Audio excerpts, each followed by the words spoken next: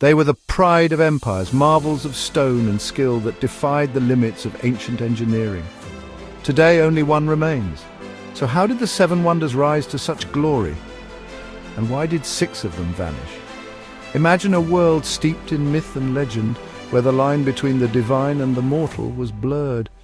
These were more than just buildings, they were monuments that declared wealth and the ambition of empires. Who decided what made the list? What criteria elevated these particular structures above all others in the ancient world? The seven wonders weren't decreed by a king or by any single governing body. Instead, they emerged organically from a newly connected world, a world shrinking thanks to burgeoning trade and travel. This interconnectedness was largely a result of Alexander the Great's conquests. Greek culture and ideas spread across continents, influencing art, architecture, and philosophy. As a result, travelers began sharing stories of incredible sights they encountered on their journeys. Early tourists like Antipater of Sidon and Philo of Byzantium were among the first to document these marvels. They essentially wrote the first travel guides, providing descriptions and recommendations for those who followed. They called these sites theamata. Simply put, sights to be seen. Seven was chosen for its symbolic association with perfection and completeness, a number revered in many ancient cultures. The list was copied, debated, and celebrated for centuries, passed down through generations of scholars and travelers. It became the ultimate bucket list. Thanks to these early travelers and writers, the wonders would never be truly forgotten even after they turned to dust.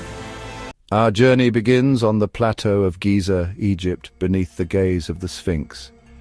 Here stands the last survivor, the Great Pyramid. Built around 2560 BC for Pharaoh Khufu, it's the oldest and only remaining wonder. For nearly 4,000 years, it was the tallest man-made structure on Earth. Constructed from over 2 million limestone and granite blocks, its precision is staggering. Tens of thousands of skilled workers built it, not slaves but respected craftsmen. The pyramid was a national project, a stairway to the heavens, designed as a resurrection machine for the pharaoh's soul.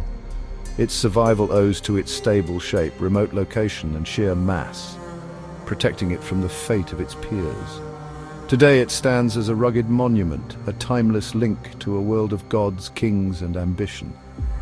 Next, we travel to the mysterious Hanging Gardens of Babylon, the most elusive wonder. Did they even exist? No Babylonian texts mention them. No archaeological evidence has been found. Our image comes from later Greek and Roman writers, who described a mountain of greenery rising from the Mesopotamian plains. Legend says King Nebuchadnezzar II built them for his homesick wife, Ametis. The gardens were said to be terraced, filled with exotic plants and sustained by an ingenious irrigation system. Water was lifted from the Euphrates by a chain pump, feeding every level of the garden. If they existed, their fate was quiet. Neglect after the empire's fall, the desert reclaiming its own. The mud brick terraces would have eroded, vanishing without a trace. The Hanging Gardens remain a tantalizing mystery, an oasis lost to time. In Ephesus, Turkey, stood the Temple of Artemis, a vast, opulent sanctuary. Dedicated to the goddess of the hunt, financed by King Croesus, it was more than a temple, a treasury, a refuge and a center of art and commerce, built almost entirely of marble. It was 4 times the size of the Parthenon, supported by 127 towering columns. Inside stood a unique cult statue of Artemis, symbolizing fertility and power. The temple dazzled with priceless art and offerings from across the world. Its end was dramatic, burned by Herostratus for fame, rebuilt then, destroyed by a Gothic raid. Today, only a single column remains, a lonely echo of its former glory. The Temple of Artemis was once the heart of a city, now a memory in stone. In Olympia, Greece, stood the statue of Zeus, a masterpiece by Phidias. The same genius behind the Parthenon's decoration, seated on a cedarwood throne. Zeus towered over 40 feet, crafted from ivory and gold, inlaid with precious stones. The statue's lifelike presence awed visitors. Its chryselephantine technique, a marvel of ancient artistry. Phidias left his mark on the god's footstool, and his workshop has been found nearby. The statue's fate is uncertain. Moved to Constantinople and destroyed in a fire, or left to decay as the temple fell to earthquakes? The rise of Christianity ended the Olympic Games, and the worship of Zeus, the god in ivory and gold, vanished, leaving only descriptions and fragments. The statue of Zeus was a vision of divinity, now lost to history. Its legend endures as a symbol of artistic genius and spiritual awe. In Halicarnassus, Turkey, stood the mausoleum. A tomb so grand it gave us the word itself. Built for Mausolus, a Persian satrap, and completed by his grieving wife Artemisia, it fused Greek, Lycian, and Egyptian styles. The mausoleum soared 148 feet, adorned with sculptures by the era's greatest artists. Its crowning glory, a marble chariot carrying Mausolus and Artemisia into the afterlife. For 1,500 years it survived conquest and time, but earthquakes brought it down. The Knights of St. John later dismantled it, using its stones to build their castle. Only fragments remain, but its influence endures in every monumental tomb. The mausoleum was a monument to love, ambition, and artistic achievement. On the island of Rhodes stood the Colossus, a gigantic bronze statue of Helios, the sun god, built to celebrate victory over a siege. Funded by selling abandoned siege equipment, it was designed by Caries of Lindos and took 12 years to build. The Colossus stood over 110 feet high, a marvel of bronze casting and engineering.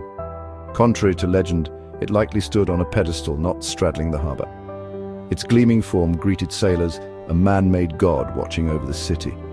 Tragically, it stood only 54 years before an earthquake toppled it. The people of Rhodes, warned by an oracle, never rebuilt it. For centuries, its ruins drew visitors until Arab invaders sold the bronze for scrap. The Colossus remains a symbol of audacious ambition and fleeting glory. In Alexandria, Egypt, stood the Pharos Lighthouse, the tallest building of its time, guiding ships into one of the world's busiest harbours. Commissioned by Ptolemy, though completed around 280 BC, it stood between 380 and 450 feet tall. Its three-tiered structure ended in a fire-lit beacon, reflected by a giant bronze mirror visible for miles. The lighthouse was a symbol of Alexandria's ingenuity, home to the world's greatest library and museum. Architect Sostratus cleverly inscribed his name beneath the king's, ensuring his legacy. Earthquakes eventually toppled the tower. Its stones were repurposed for a medieval fort. In 1994, marine archaeologists discovered its submerged ruins, confirming its legendary status. The Pharos was both a marvel of engineering and a beacon of knowledge. Its light guided generations long after its fall. 6 of the 7 wonders of the ancient world fell, consumed by raging firestorms, reduced to ash and memory, shattered and crumbled by devastating earthquakes. Their foundations shaken or systematically dismantled by human hands, stone by stone, their purpose forgotten. Only the Great Pyramid of Giza remains standing, a solitary sentinel. The fall of the others, however, tells a poignant story. A story of changing civilizations, evolving priorities and shifting values. Civilizations rise to unimaginable heights and inevitably fall, but the fundamental human desire to leave a lasting mark on the world is timeless and eternal. If you could bring just one lost wonder back to its former glory, even for a single day, which lost marvel would you choose to witness? Let us know in the comments. Like and subscribe for more travel history adventures.